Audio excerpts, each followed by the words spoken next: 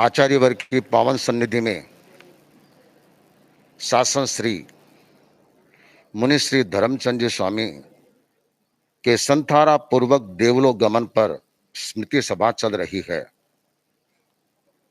मैं परम पूज्य आचार्य प्रवर के उद्गारों को सुन रहा था। आचार्य वर ने मुनिश्री के संदर्भ में जिस अहोभाव, जिस प्रमोद भाव और जिन कृपापूर्ण शब्दों से फरमाया, तो लगा कि हम साधु साधियों का गुरुवर के दिल में कितना गहरा स्थान है और यही हमारी ताकत है और यही हमारा बल है।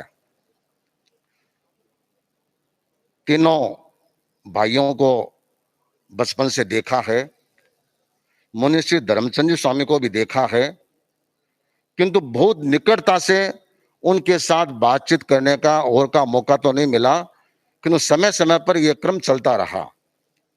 संयोग ऐसा बना, श्रद्धेय मंत्री मुनिश्री जयपुर विराजमान थे और मुनिश्री धर्मचंद जी स्वामी हरियाणा से विहार करते करते जयपुर पधारे मार्च महीने में, और वहां करीब 1 माह का प्रवास श्रद्धेय मंत्री मुनिश्री और धर्मचंद जी स्वामी का संयुक्त रूप में अणुविवाह और कुछ दूसरी जगह पर हुआ।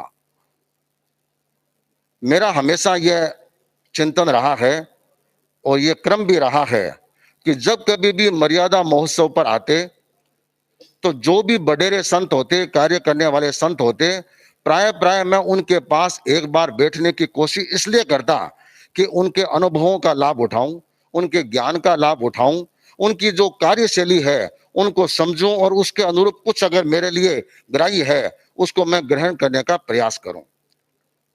धर्मचंद जी स्वामी वहां विराजमान रहे।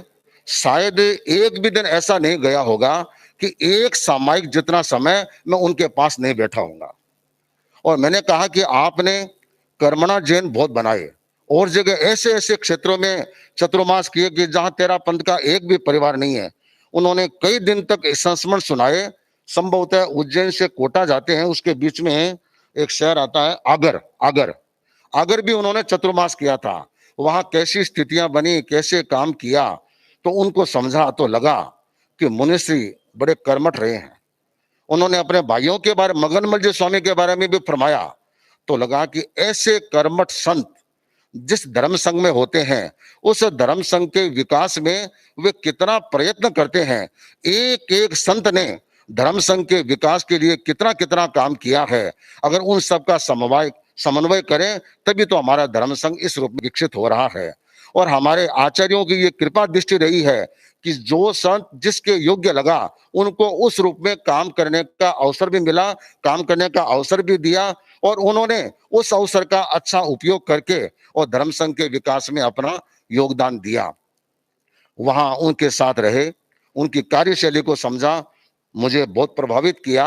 और उनकी सहजता, सरलता, निश्चलता, उसको भी उन्होंने मुझे प्रभावित किया। और मैं दिन भर देखता था, लगभग वे स्वाध्याय करते रहते थे, चितारना करते रहते थे, जप करते रहते थे, विश्राम का समय बहुत स्वल्प रहता था। तो ये कर्मठता मैंने उनके जीवन में देखी।